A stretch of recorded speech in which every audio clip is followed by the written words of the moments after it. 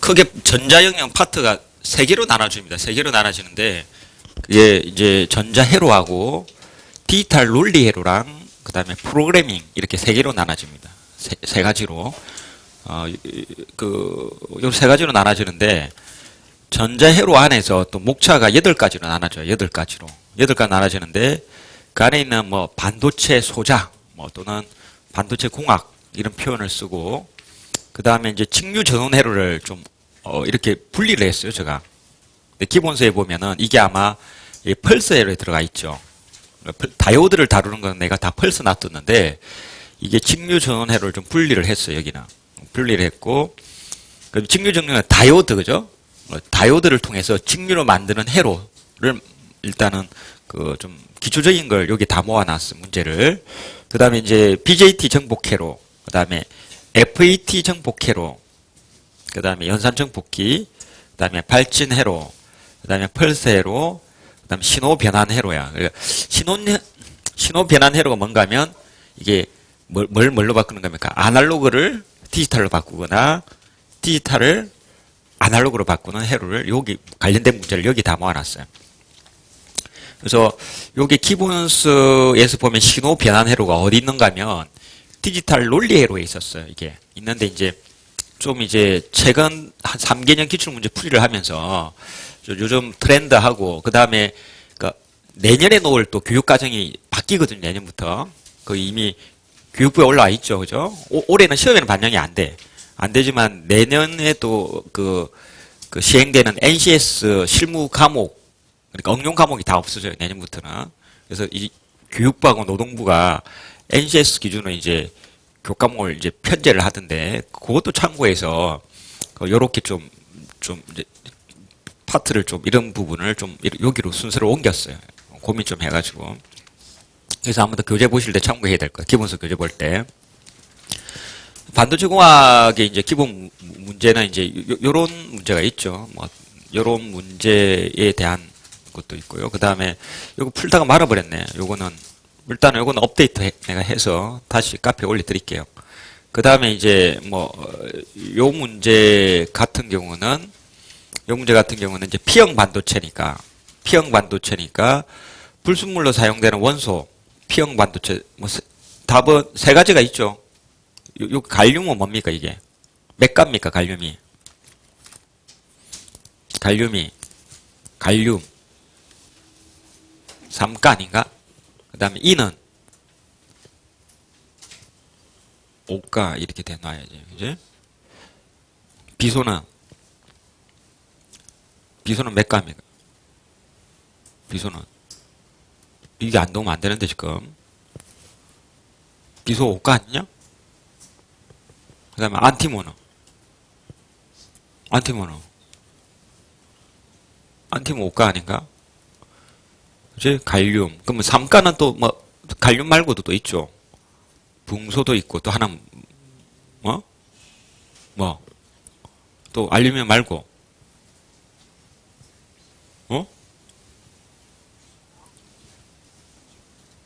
인디움. 세 가지를 많이 쓰죠 이제. 이게 다 3가야. 3가의 의미는 최외곽 전자가 가장 안에는 모르겠고 아무튼 안에는 가장 바깥에 있는 최외곽 전자가 3개인 걸 말하고 5가는 가장 바깥에 있는 최외곽에 돌고 있는 전자가 5개인 걸 말한다 이렇게 보시면 되겠죠. 그래서 3가, 5가 이거 잘 구분해야 됩니다. 반도체는 공유결합을 하죠. 공유결합을 하기 위해서 최외곽 전자가 4개가 필요합니다. 4개가 일반적으로 4개인데 그래서 얘는 공유결합하는 과정 속에서 하나가 이렇게 이탈이 돼요. 마이너스 하나가. 그래서 남게 됩니다. 이게 마이너스 하나 남게 되니까 우리가 마이너스가 하나 남는다. 공유결합을 하면서 마이너스가 남아서 실리콘은 몇 가입니까? 실리콘은 4개예요. 4개. 실리콘은 SI. 실리콘하고 또 뭐 있어? 반도체가. 또 뭐 있습니까? 하나. 게르마늄 이렇게 놔야지. 그래서 이 사가가 여기 있는 4개하고 결합을 하게 됩니다. 4개. 결합을 하게 돼서 8개가 돼서 안정화된 구조를 이루게 돼요. 그러니까 8개가 되면 안정화 구조입니다. 그래서 실리콘에 오가를 집어넣게 되면 전자 하나가 남아요. 전자 하나가 남는데 그걸 N형 반도체라 그래요. N형 반도체. 그 다음에 3가에 이제 3가를 실리콘에 넣겠죠. 실리콘에 이렇게 넣으면 뭐가 하나 부족합니까? 전자가 하나 부족해요. 그러니까 전자가 부족해서 우리 뭐 전자가 부족해서 이걸 뭐 상대적으로 이제 플러스 개념으로 봅니다. 이걸 전자가 부족한 걸.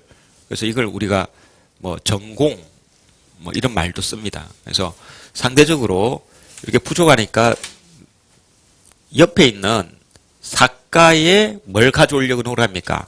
마이너스를 훔쳐오려고 이제 한단 말이야.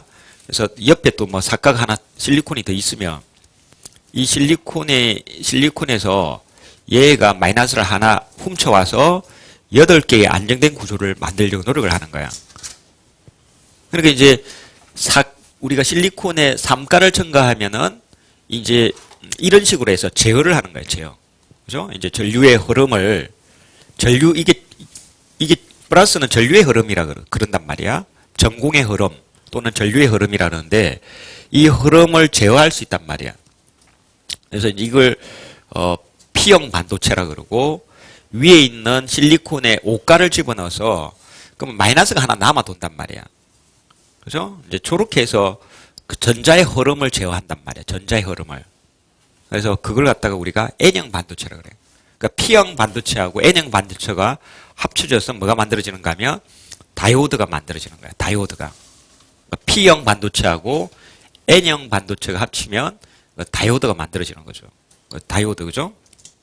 다이오드가 만들어진다. 다이오드 기호가 우리가 보통 이렇게 표현을 합니다. 이렇게. 그래서 이제 요거 정도는 우리 초임들도 꼭 정리해놨고 시험장 들어가야 되지 않을까 싶어요.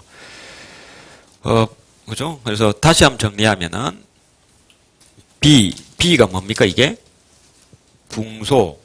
붕소가 있고 인이 있고 그 다음에 인듐이 있고 그 다음에 뭐 그죠? 지금 갈륨 이렇게 나눠지고 그 다음에 안티몬, 비소, 인은 오가다 이렇게 정리를 해두고 시험장에 들어가야 되지 않을까. 이 기본입니다. 이는 기본적인 거라. 자, 그렇게 한번 보고요. 그 다음에 아까 이렇게 시험 문제 나왔죠. 기출문제가. 이렇게 나와요. 그러니까 이제 진성 반도체가 뭐냐? 진성. 영어로는 intrinsic semiconductor라 해서 진성이 뭐냐라고 하면 아까 말씀드렸듯이 맥가 최외곽 전자가 사가인 원소를 말한다. 그죠?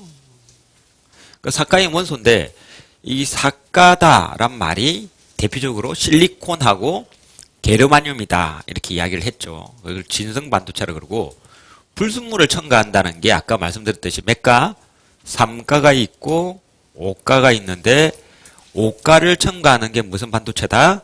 N형 반도체가 되겠지. 그러면 대표적으로 5가 불순물 원소를 나열하라고 했으니까 5가는 뭐가 있습니까? 아까 인하고 그 다음에 AS 그지? 비소 우리나라 말로 AS AS 하나가 또 뭐가 있다고 했습니까? 안티몬. 그래서 SP가 있다 이렇게 보면 이걸 물어보는 거고 N형 반도체 결정 구조를 평면적으로 그려라 했는데 아까 요걸 참고하면 되겠죠. 아까 이게 이제 N형 반도체죠. 이제 N형 반도체 관련된 이제 개념입니다. 이제 개념. 그래서 결정 구조는 그렇게 되어 있고 다수 캐리어가 누구냐? 다수 반송자. 아까 전기의 흐름을 만들어주는 다수 반송자는 전기의 흐름을 만들어주는 거 얘는 뭡니까? 이런 전자입니다. 이게. 그러니까 이제 어차피 오가가 결합하면 전자가 주가 돼. 전자의 흐름이 주가 돼. 전기의 흐름에서 전자의 흐름이 주가 되는데 다수 캐리어를 전자라고 표현을 합니다. 여기서 전자라 표현하고 그 P형 반도체는 다수 캐리어가 전공이라고 하면 P형은 전공. 그 다음에 P형과 N형 접합면에서 만들어지는 곤핍성이 무엇이 부족한지 생성 과정을 설명을 통해 밝히시오 했죠. P형과 N형이 접합하면 어떤 일이 일어납니까? P형은 뭐를 많이 가지고 있습니까? 상대적으로 전공을 많이 가지고 있는 거예요. 왜냐하면 아까 말씀드린 삼가니까 실리콘이 8개를 안정적인 구조를 이루는데 전체 시스템을 보면은 전공을 많이 가지고 있는 즉 플러스 이온을 가진 것처럼 보이고 상대적으로 이게 N형 반도체는 마이너스를 많이 가진 것처럼 보인다고. 그러면 접합면에서 이 마이너스가 침투를 한다고요. 접합을 시키면 확산이라 그러는데 침투를 하고 플러스는 여기로 간다고. 그래서 접합면에서 이게 어떻게 되는가 하면 플러스가 넘어가잖아요. 넘어가서 뭐가 됩니까 이게? 원래는 마이너스가 있는데 플러스가 넘어가니까 접합면에서 이온이 양과 음이 만나면 중성이 돼버리죠. 그죠? 중성이 되니까 상대적으로 이제 거기는 이온이 존재하지 않아요. 플러스도 마이너스 존재하지 않는 공간. 그런 공간을 공핍층이라는.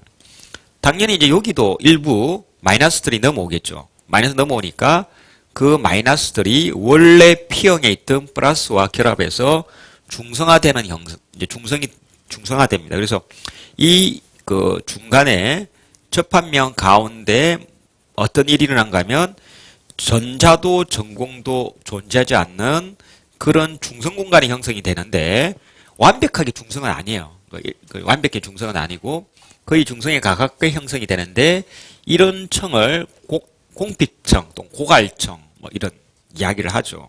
이제 그 이야기를 하는데 이 두께를 우리는 공핍층의 폭이라고 합니다. 공핍층의 폭이라고 이 자체가 하나 뭐가 되는가 하면 하나의 커패시터 역할을 해버린다는 거죠. 그죠? 커패시터. 왜냐하면 이 바깥에는 플러스들이 많이 달려져 있고 요 라인에 공핍층 이 경계면에는 마이너스들이 몰려 있단 말이야. 그러면 이게 플러스들이 몰려 있죠. 여기는 다시 등가로 그리면 여기는 마이너스들이 막 몰려 있단 말이야. 그러면 플러스와 마이너스들이 몰려 있으니까 얘 내부는 뭘로 채워져 있겠습니까? 실리콘으로 채워져 있겠죠. 근데 실리콘은 공기에 비해서 이 전하를 유지시키는 유전율이라 그러죠. 이 몇 배 정도가 된다. 유전율이 12배 정도 강해요. 그래서 실리콘은 전기를 유지시키는데 가장 좋은 그 원소예요. 그래서 이 내부를 12배 정도 이 전자를 잡아두는 거예요. 유지되니까 이게 하나의 뭐가 되는 거지?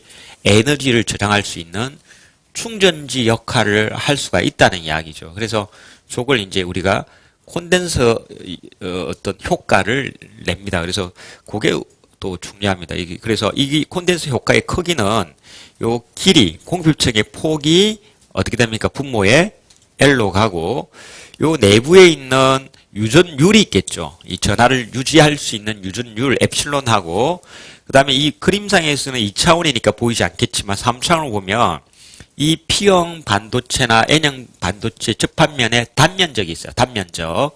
그걸 S라 해서 요걸 이 공핍층에서의 정전 용량이라는 표현을 쓰고 있다. 이런 것도 잘 정리해 둬야 될 것 같아요. 그래서 요 공식이 아주 중요하다. 이렇게 보면 됩니다. 이거 에너지로 바꿀 수도 있겠죠. 막 외부에서 뭐가 인가가 되면 전압이 인가가 되면 이 내부에 에너지를 저장하는 역할을 또 이야기할 수도 있다. 뭐 이런 이야기도 할 수 있겠죠. 그죠? 2분의 1 CV 제곱이다. 뭐 이런 에너지가 사실은 이 공핍층에서 저장이 될 수가 있다는 거죠. 그래서 아무튼 여러분이 실리콘이기 때문에 좀 콘덴서가 등장을 한다. 뭐 이런 거 상당히 공기에 비해서 12배. 물은 몇 배입니까? 물은 100배 정도 전하를 유지시키는 율이 뛰어나요. 그래서 공기를 할 때 물이 우리 화장실에서도 감전이 잘 된다는 이야기 아니냐, 이제 전기들을 이제 잡아두니까 화장실에서 이제 물이 많은 곳에서는 감전이 잘 일어나는 이유기도 했죠. 습한 곳에서. 그래서 이제 기본적으로 저기 이제 커패시터 역할을 하는 이제 역할을 공기층이 한다. 이것도 잘 기억해 둬야 될 것 같고요.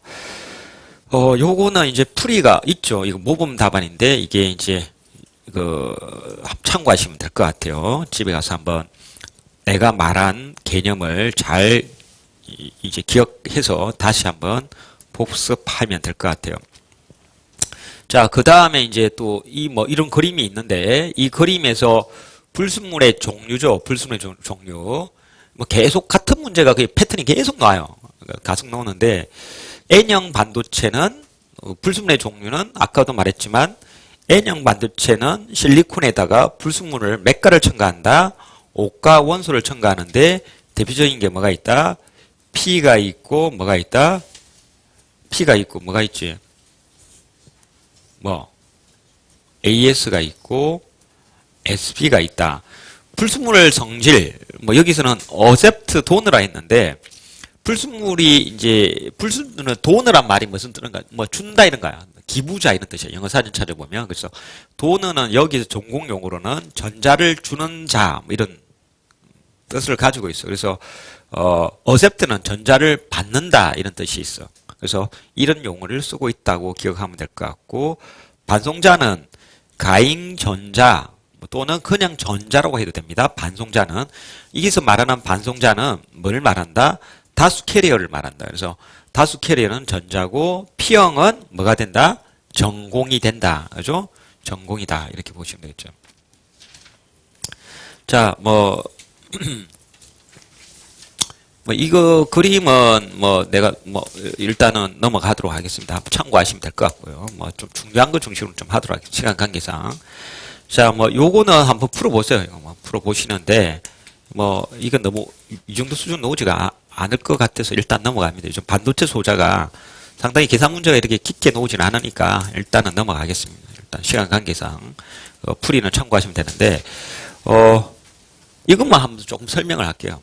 개념만 좀 설명을 넘어가겠죠.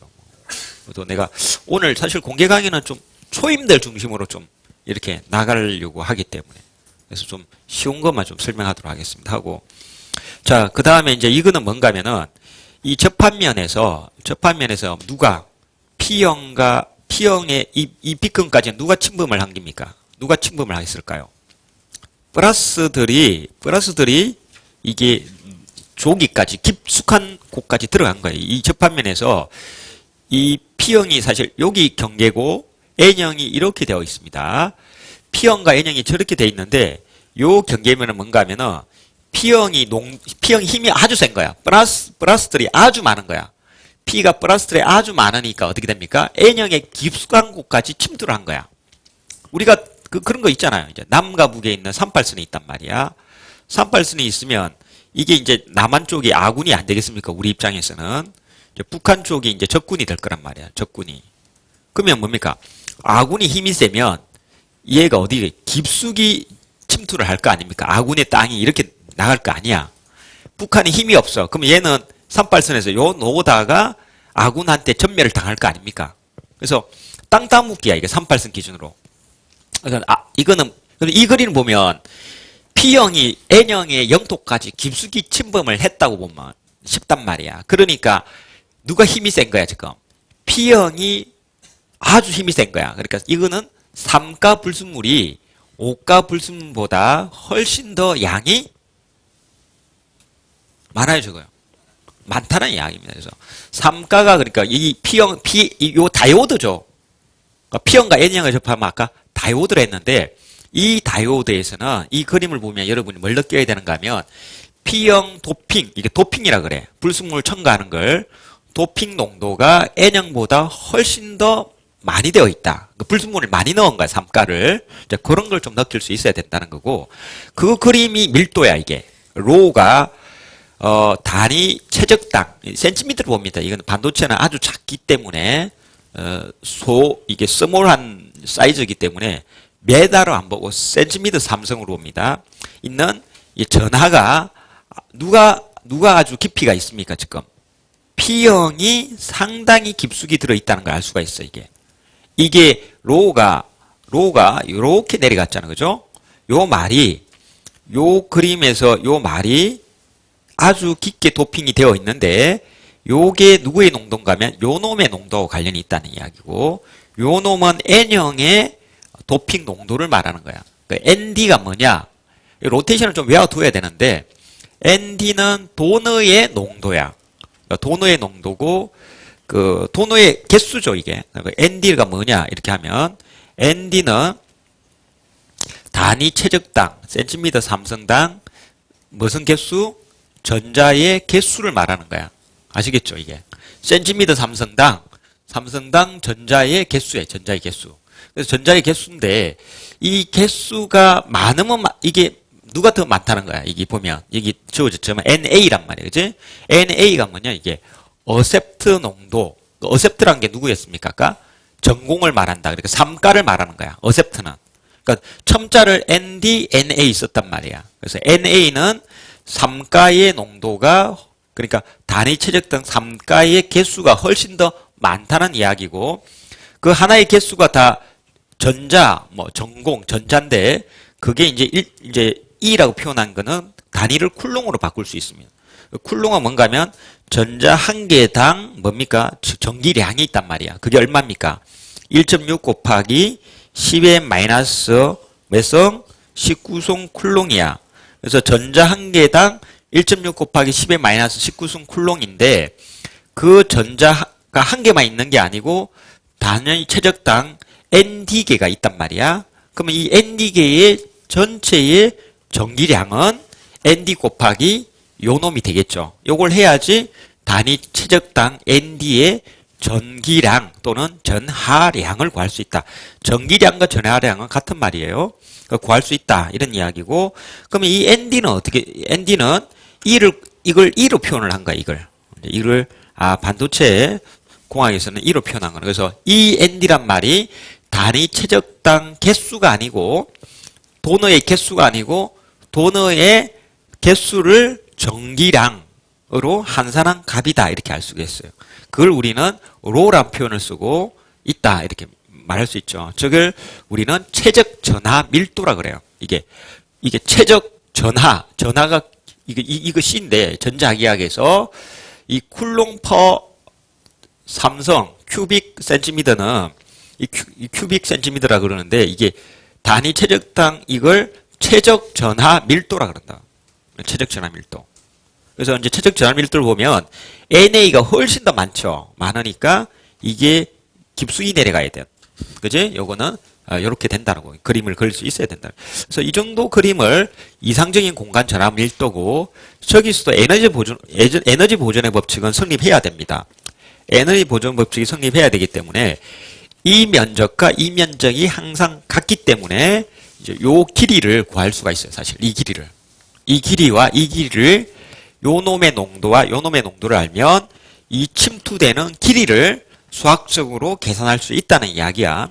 그래서 그 공식이 요 공식인 거야. 그래서 요거 다시 한번 잘 기억해 놔면 될 것 같습니다. 그래서 여기서 WN 더하기 WP가 뭐다? WN 더하기 WP가 뭐가 됩니까? 공비청이 되겠죠. 공비청의 폭이 된다는 이야기. 그래서 공비청의 폭은 요 경계면에서 요 경계면 사이를 말한다. 그죠? 지금 말한 거는 가장 기본적으로 여러분이 시험장에 들어갈 때 정리해 두고 들어가야 될 것 같습니다. 사실 이 기출문제 하나 푸는 게 중요하지는 않은 것 같아요. 이 정도 계산 문제가 최근 3개년 기출문제 경향을 분석해 보면 전혀 나올 것 같지는 않다라고 봐지고 오히려 반도체 공학의 지금 추세는 최근에 놓은 것들 보면 놓은 게 뭔가 하면 최근 3개년을 보면 쇼트키 다이오드 하나 나왔죠. 그치? 쇼트키 다이오드 하나. 다이오드 종류를 좀 물어보는 트렌드 정도지 깊이가 있게 넣지는 않는단 말이야. 그래서 반도체 공학은 여러분이 공부 기간이 짧은 친구는 부담을 느끼지 않고 기본적인 개념만 좀 잡고 들어가도 될 것 같다는 이야기입니다. 그래서 여러분 공부 부담이 상당히 이제 줄 수가 있다는 이야기고 뭐 이 정도 공부해놔도 이해만 해도 마음 편하게 시험장 들어가도 되지 않을까 싶습니다. 그래서 기본적으로 공식 꼭 기억해 놔야 될 것 같고요. 그 다음에 이제 이거 아닙니까? 이거는 뭡니까? 이게 엡실론 씁니까? 보통 E를 쓰지 않아요. 반도체 공학에서 E는 뭘로 씁니까? E는 대문자 E는 뭘로 씁니까? 반도체 공학에서는 대문자 E는 우리가 보통 뭘로 씁니까? 이거는 우리가 전자기학에서는 E를 뭘로 씁니까? 전개로 쓰죠. 전개. 전파의 세기. 그치? 전파의 세기로 쓰는데, 여기서는 이를 에너지로 쓴단 말이야. 그래서 에너지로 쓰니까 여기서 말하는 E가 뭡니까? 이게 엡실론이 전개로 쓰고 있어요. 전개. 그래서 전개의 세기입니다. 이건 전개의 세기. 그치? 전개의 세기인데, 이 전개의 세기는 이 공식에서 나왔다. 이렇게 보시면 되겠죠. 이거는 가우스 법칙의 미분꼴이야. 미분형. 그러니까 이게 D가 뭡니까? 이게 D가 전속 밀도. 지금 이 정도는 놔야 되겠죠. 이제 초임이라도. D가 전속 밀도고, D가 전속 밀도인데, 로가 뭡니까? 여기서 최적 전하 밀도야. 이 다이오드의 최적 전하 밀도야. 그러면 우리가 지금 이 D 안에 뭐가 들어있습니까? D 안에 뭐가 들어있습니까? D 안에 엡실론 1하에서 여러분이 전자학에서는 1로 배웠지만 여기서는 이게 뭘로 대처가 된다? 엡실론은 대처가 되니까 이 조심해야 돼. 그러면 이것도 유전율하고 헷갈린단 말이야, 이게. 그래서 여러분이 로테이션이 혼돈을 많이 하고 있는 파트다 보니까 포기를 쉽게 해요. 이런 공부하다 보면. 근데 이제 뭐 그 개념만 잡고 있으면 로테이션은 중요하지 않으니까 엡실론 E예요. 그래서 이 E는 어떻게 이게 내부에 E가 있죠. E는 E를 구하고 싶은 거지. 그럼 이게 미분을 뜻하는 거지. 이게 미분을 하니까 양변에 적분을 하면 돼. 적분을 하면 우리가 E를 구할 수 있죠. 적분을 하면 뭐야? 로우를 적분하면 뭐가 나온다? D가 나온다는 걸 알 수가 있어. 그리고 즉 E를 구할 수 있다는 거죠. 그래서 요 놈을 적분하는 겁니다. 요 놈을 적분하니까 음의 기울기니까 요거 중요합니다. 음의 기울기니까 어떻게 됩니까? 이게 적분하면 이렇게 음의 기울기를 가질 거고 이게 양의 상수죠. 양의 상수니까 기울기가 이렇게 가진다는 이야기죠. 그래서 이게 보면 이 점에서의 전개의 세기가 가장 최소값을 가지고 크기는 최대가 된다. 막 이런 개념 같은 것만 좀 잘 정리해놨고 하면 될 것 같아요. 그렇게 쉽게 말하면 이게 이제 이런 걸 있죠. 우리가 가우스 법칙의 적분꼴로 표현하면 적분꼴은 뭡니까? 적분이. 적분을 하면 어떻게 됩니까? 가우스 법칙 적분꼴은 어떻게 되냐? 가우스 적분꼴은? 그렇죠. DDS는 뭐가 됩니까, 이게? Q라고 되어 있죠, 이게. 그죠? 이렇게. 그죠? 그래서 이렇게 돼서 요거는 E를 보면은 이렇게 표현도 하지 않나요? 그죠? 이렇게, 그지? 이런 표현도 있죠. 요런 건 가우스 법칙 전자기학에서 많이 봤던 식이고. 자, 뭐, 같은 꼴에 이것도. 이거는 많이 보는데 이걸 안 본 친구는 여기서 이게 유도가 돼요, 사실. 유도가 되는데, 뭐, 거기까지는 여기서 중요하지 않으니까 넘어가는데, 아무튼, 전개의 분포는 공간 전하 밀도를 뭘 하면 된다? 적분하면 되는구나, 라고 보시면 되겠죠. 자, 그 다음 마지막 전위 분포예요. 전위는 또, 이게 전개를 어떻게 하면 됩니까? 전개를 또 한 번 더 뭘 하면 됩니까? 우리 전자기학에서 배울 때는 뭡니까? 마이너스, EDL이라고 이렇게 배웠죠, 이게. 이게 뭡니까? 전개를 적분하면 뭐가 나온다? 전위. 전개를 적분하면 전위가 나온다는 걸 배웠어. 그래서 요걸 적분하는데 지금 적분을 하면은 이게 직선이죠. 직선을 적분하면은 마이너스 x를 적분하면 머릿속에 예를 들면 이게 마이너스 x다 칠 때 이걸 적분하면 뭐가 됩니까? 마이너스 2분의 1 x제곱이 되죠. 이게. 그죠?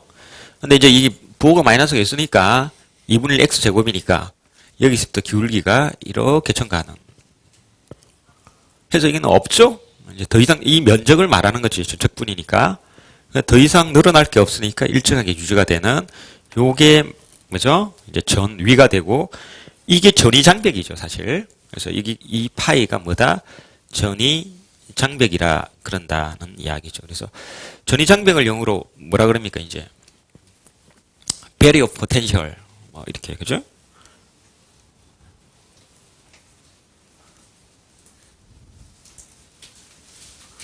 배리어, 이제, 포텐셜에서 이게 전위 장벽 아니냐? 순서가 바뀌어야죠, 이제.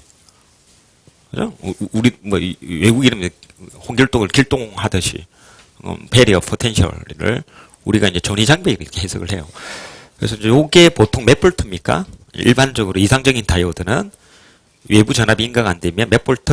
0.7볼트가 된다는 이야기야. 이게 0.7볼트, 이게. 그죠? 0.7볼트. 이 전위 장벽 0.7볼트. 그죠?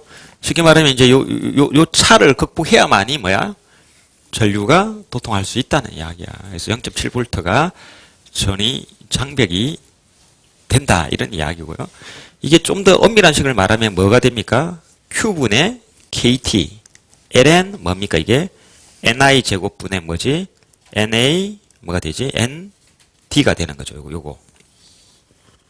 이게 정확한 VI 식이야. 그죠? 이거 외우는 친구는 또 아주 중요하죠. 반도체 사실 공학에서 대학교 때 배워보면. 이 식이 시험에 나오지는 않아요. 사실. 이게 계산기가 없으면 못 푸니까 시험을 낼 수는 없어요. 지금까지 그래서 내지는 못하고 있는 것 같아요. 하지만 아주 중요한 식이에요. 이게. 자, 여기서 중요한 건 뭡니까? 온도에 이 반도체 다이오드는 누구에 민감하다? 가장 민감한, 이거는 상수조다. Q는 뭡니까? 1.6 곱하기 10-19성. K는 스테모 볼츠만 상수로 해서 값이 좀 복잡해. 그까지 외울 필요 없을 것 같고. T는 뭡니까? 온도, 절대 온도야. 그래서 T가 뭡니까? 절대 온도니까 이 온도에 따라서 전위장벽이 가장 잘 바뀐다. 그래서 이 식을 보면 반도체는 어디에 민감하다? 온도에 절대적으로 민감하다는 걸 알 수가 있어. 온도만, 그러니까 절대적으로 민감하다. 자, 그 다음에 LN이 있으니까 이거는 뭐 100배 바뀌어도 영향이 작아요. 아주 많이 바뀌어도. 왜냐하면 로이 성질이 100배가 바뀌었어. 이렇게 돼도 이건 100밖에 안 돼. 그죠? 자, 그래서 기본적으로 이게 영향에 둔감하고 이제 여기에 영향을 많이 받는 게 이제 온도에 민감한 게 반도체예요. 그래서 그다음에 또 뭡니까 이게? 도너하고 아무튼 어셉터 도너 농도에도 영향을 받는다 이렇게 알 수가 있죠. 자, 이 정도 하고 넘어가도록 하겠습니다.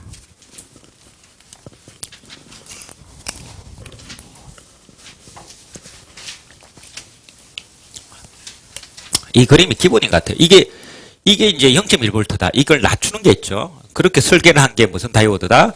쇼트키 다이오드다. 이렇게 보여요. 그게 시험에 나왔어. 그 전위장벽이 이제 아주 낮은, 그죠? 이제 다이오드를, 이제 우리는 쇼트키 다이오드인데, 그게 이제 최근에 이제 반도체 공학에서 나왔던 거의 뭐 유일한 문제 아닙니까, 이제. 그러니까 지금 수준이 많이 낮아졌죠. 뭐 이렇게 수식적으로 복잡한 거는 좀 나오지 않는 추세다. 이렇게 보고, 여유가 되면 이런 것도 좀 병내놓고 들어가면 될 것 같고요. 그 다음에 이제, 요거는 아까 이야기했듯이 공핍정이 하나의 무슨 역할을 합니까? 공간 전화 용량 역할을 한다는 거 아닙니까? 그래서 이제 그 이야기를 하고 있습니다. 그래서 이제 공식을 보면 C는 L분의 엡실론 S 그 공식을 써서 그 공핍청에서의 정전 용량을 구하라 뭐 그런 이야기를 문제로 낸 겁니다. 자, 그 다음에 에너지대 구조인데 이 에너지대 구조는 어떻게 됩니까? A가 뭐가 됩니까? 이게 반도체 같은 경우는 이 뒤에 정리를 해놨죠. 맨 마지막에 보면 이제 공핍청하고 공핍대는 달라요, 그죠? 그러니까 이제 실리콘을 예를 들면 실리콘은 실질적으로는 실리콘은 원소가 몇 번입니까? 실리콘은 14번이죠. 14번. 그래서 바깥에 몇 개가 있습니까? 2개가 있고 그 바깥에 몇 개? 8개를 안정화 구조를 일으켰어요. 자, 이렇게 되어 있고 그 바깥에는 몇 개입니까?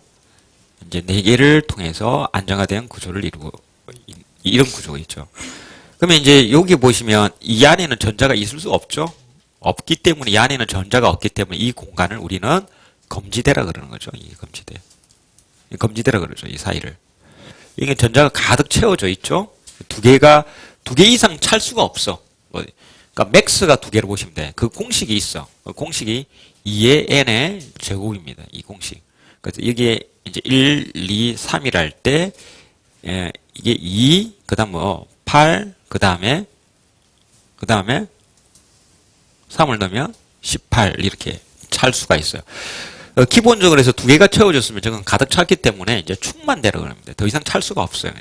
그러니까 영어로 이제 fill band라 그러는데 두 개가 가득 찼다. 그 다음에 그 사이에는 전자가 이렇게 없어요. 그래서 검지가 되어 있고, 그 다음에 또 충만대, 가득, 8개로 가득 채워져 있고, 그 다음에 또 검지대가 있고, 마지막에는 18개를 채울 수 있는데, 4개가 있으니까 이걸 공핍대라 그런다. 이제 이런 이야기야.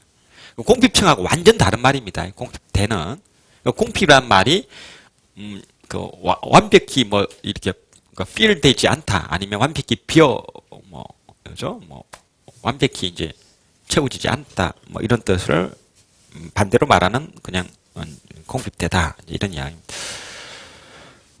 그 정도를 해서 좀 넘어가도록 하겠습니다. 요건 그러면 뭡니까? AB가 충만 검지, 공핍 이렇게 되겠죠. AB니까 충만 검지, 공핍 이런 문제도 있었고요.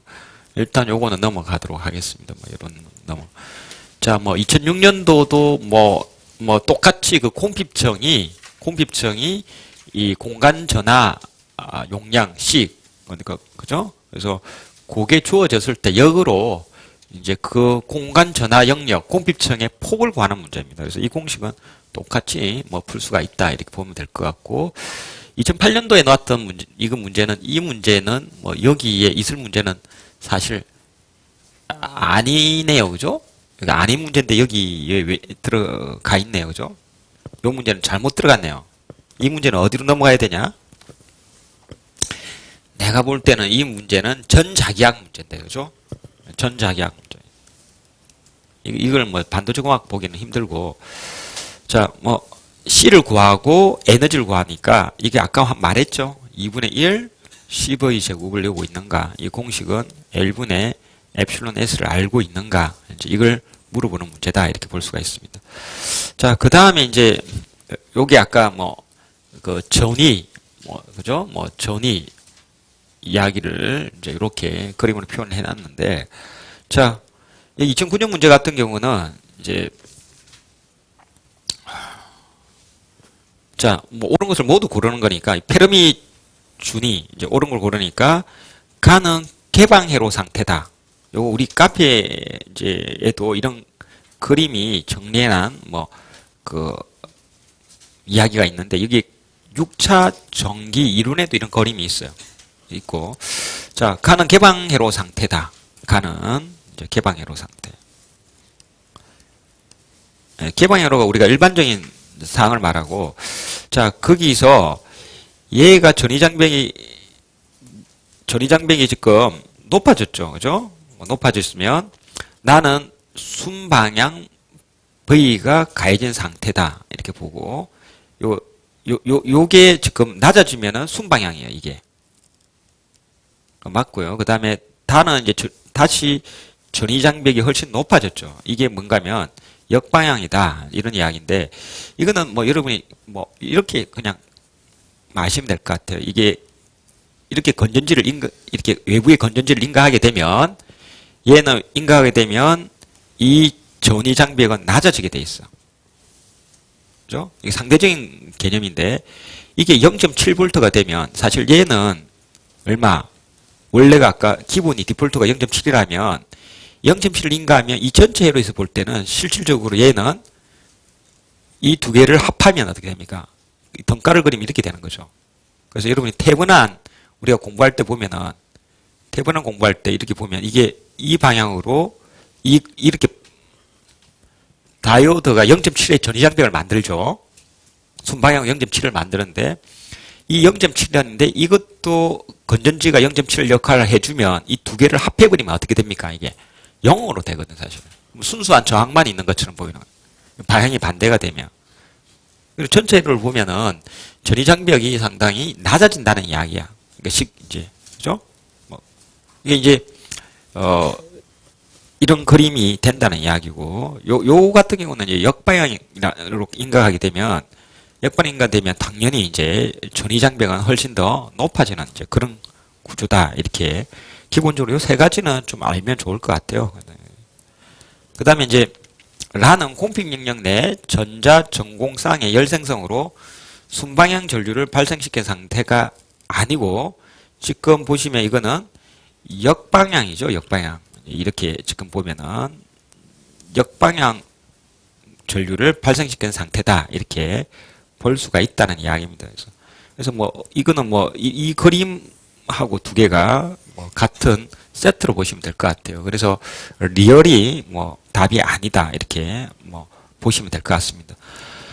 자, 뭐 최근 트렌드는 뭐 깊게 보는 것보다는 이제 이렇게 트렌드가 나오고 있습니다. 그래서 지금 이게 이제 최근에 반도체 공학에서 나왔던 유일한 문제.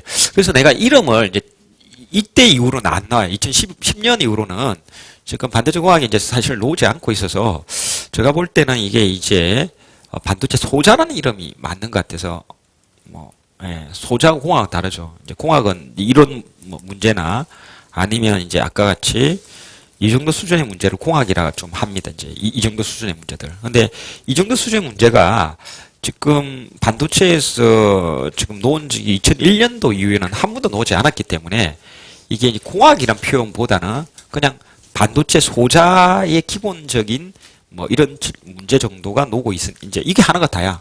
최근 한 6, 7년간을 바라보면 그래서 답이 이제 쇼트키 다이오드가 하나가 다기 때문에 사실은 시간이 초임들은 사실 오늘 수업한 것만 보고 시험장 들어가도 충분하지 않을까 싶고요.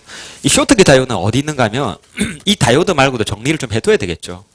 그죠? 그건 어디 있는가 하면 7차 전자회로에 보면 7차 전자의 교과서를 보면 돼요. 1장 보면 그 반도체 소자라고 챕터가 있어요. 1장이. 그래서 반도체 소자인데 그 1장에서 보면 한 6개, 7개 테이블로 만들어 두었죠. 그래서 거기서 이거 하나 냈다고 봐주시면 될 것 같아요. 그래서 내가 항상 강조하지만 그 7차 전자회로, 그 다음에 전기회로, 그 다음에 통신 일반은 지금 7차 교육과정에서 기초 과목이죠. 그죠? 그래서 꼭 그 전기과나 전자과나 통신과가 꼭 그 필수로 선택해야 될 교과목이에요. 그 세 가지 과목이. 디논까지. 그런 챕터는 기본적으로 뭡니까? 1장은 보고 들어가야 돼. 교과서를 사실 공부를 안 해도 되겠지만, 내 기본서나 기출문제를만 열심히 봐도 여러분이 충분히 합격할 수 있는 시험이지만, 이제 1장, 통신일반도 1장이 많이 나옵니다. 그래서 개요나 통신일반의 기초가 많이 나오고 있고, 그 다음에, 지금같이 전자회로도 기출문제에서 보지 못했던 새로운 유형은 다 1장에서 좀 나오고 있죠. 아까 1장이었죠. 그래서 그거는 항상 내가 강조했던 이야기고, 역시나 뭐, 최근 한 5개년을 보면 그 이상 범위에서는 시험 문제가 나오지 않고 있다. 이렇게 볼 수가 있습니다. 좀 쉬었다가 좀 하도록 하겠습니다. 그 다음 직류 전원회로를 좀 보도록 하겠습니다.